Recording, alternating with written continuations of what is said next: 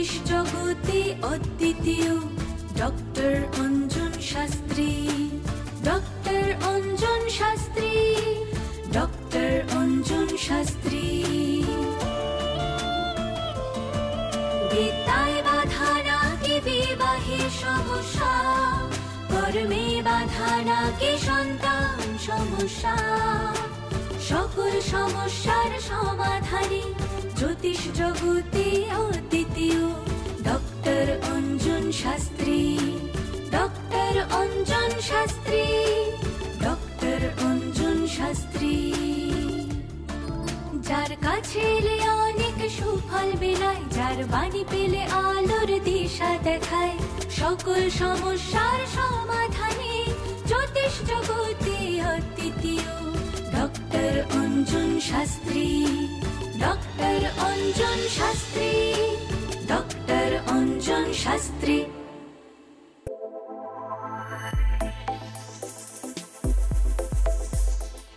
আমাদের আলোচনা চলছিল প্রেম নিয়ে। প্রেম কারোর হবে কি না, কিভাবে হবে, সেই প্রেমে বিচ্ছেদ লেখা আছে কিনা, সেগুলো যেমন জন্ম ছক এবং গ্রহ নক্ষত্রের অবস্থান অনুযায়ী জানা যায়, তেমনি আর একটা মজার বিষয়বস্তু আছে কিন্তু এই প্রেমজ সম্পর্কের ব্যাপারে, কার সঙ্গে প্রেম হবে। তো সেই আলোচনা এগিয়ে নিয়ে যাব। অবশ্যই সঙ্গে আছেন ডক্টর অঞ্জন শাস্ত্রী। অঞ্জন, এই যে কার সঙ্গে প্রেম হবে, আমরা বিভিন্ন সময় দেখি কি অদ্ভুত অদ্ভুত মানুষের সঙ্গে অদ্ভুত অদ্ভুত মানুষ জড়িয়ে পড়েন। মানে অনেক সময় মানে যদি প্রফেশনালি বলি, যেমন ডিফারেন্ট প্রফেশনের মানুষ ডিফারেন্ট প্রফেশনের কাছাকাছি আসেন, বা হয়তো অনেক দূরের মানুষ অনেক দূরের মানুষের সঙ্গে প্রেমজ সম্পর্কে জড়িয়ে পড়লেন, বা অনেক সময় দেখা যায় এখন সোশ্যাল মিডিয়ার হাত ধরেও অনেকে কিন্তু এই সম্পর্কের মধ্যে চলে আসছেন। তারপরে এমনি তো আত্মীয় স্বজনের মধ্যে প্রেম, এবং অনেকে আমরা বলি না বাবা এর সঙ্গে প্রেম করছে, মানে হয়তো প্রফেশনাল বা তাদের পারিবারিক বা কোনো দিক থেকেই কোনো মিল নেই।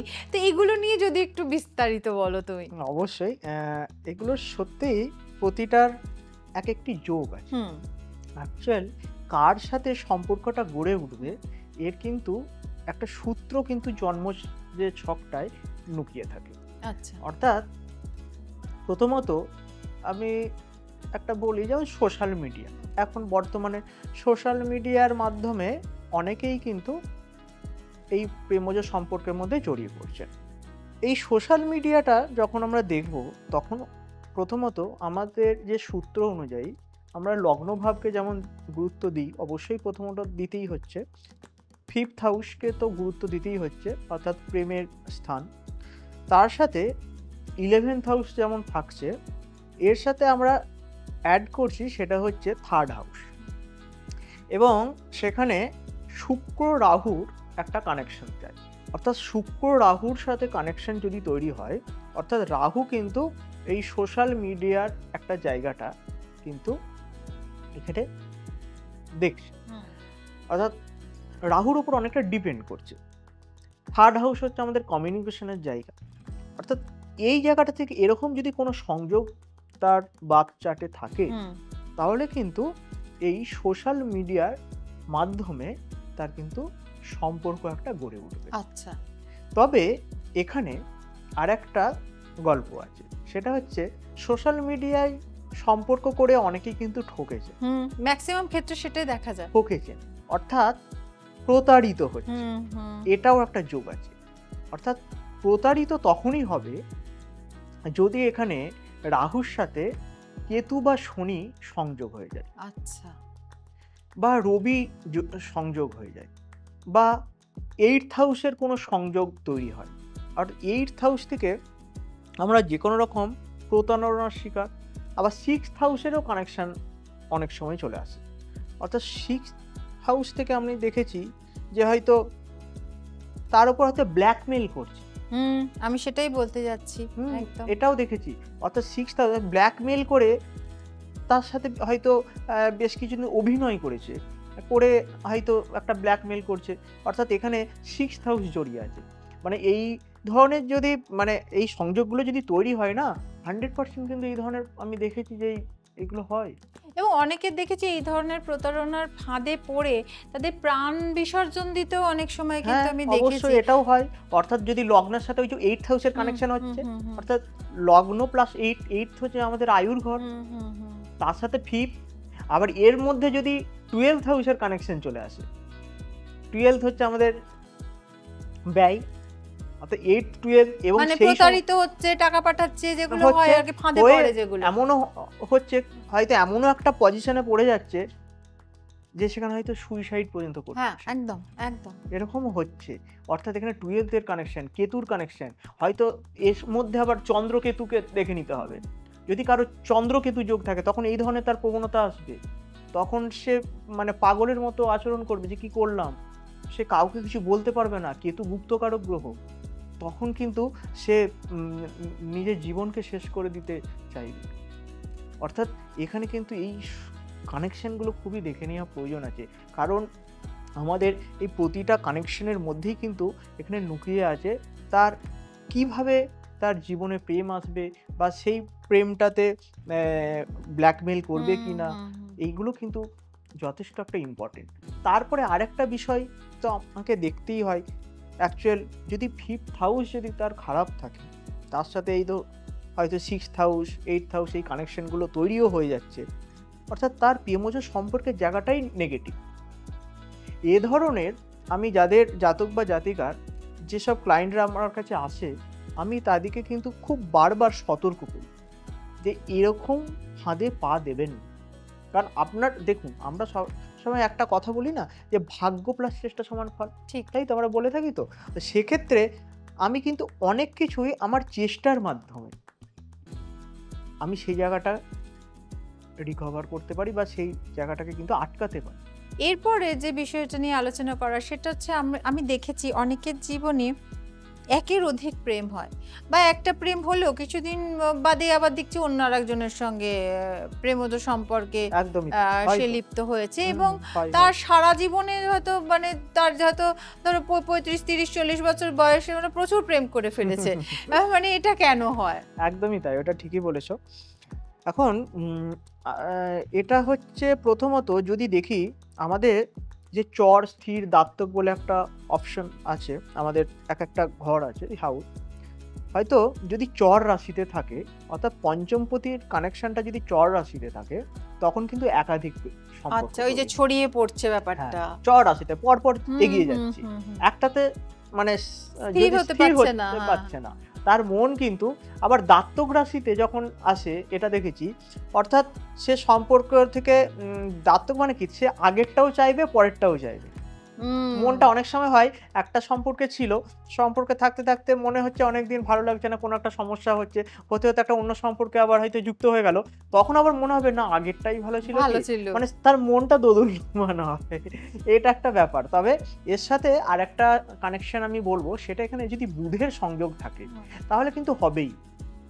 বুধ গ্রহের যদি সংযোগ থাকে তাহলে কিন্তু একাধিক সম্পর্ক স্থাপন। আচ্ছা। অর্থাৎ এখানে 5th হাউসের সাথে যদি বুধ শুক্র চন্দ্রের যদি কানেকশন থাকে, বা শুক্র বা চন্দ্রের কোনো নক্ষত্রের কানেকশন থাকে, সেক্ষেত্রে কিন্তু দেখা যায় যে তার কিন্তু একাধিক সম্পর্ক কিন্তু তৈরি হবে।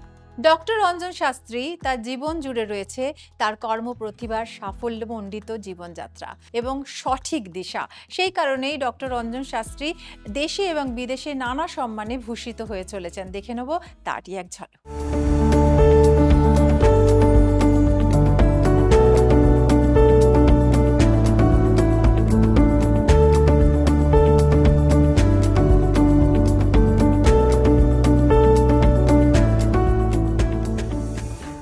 আচ্ছা, তাহলে একাধিক সম্পর্ক যাদের জীবনে ঘটছে তারা তো বুঝতেই পাচ্ছেন যে কোন গ্রহ বা কোন গ্রহগুলির সংমিশ্রণে আপনার জীবনে এটা ঘটছে।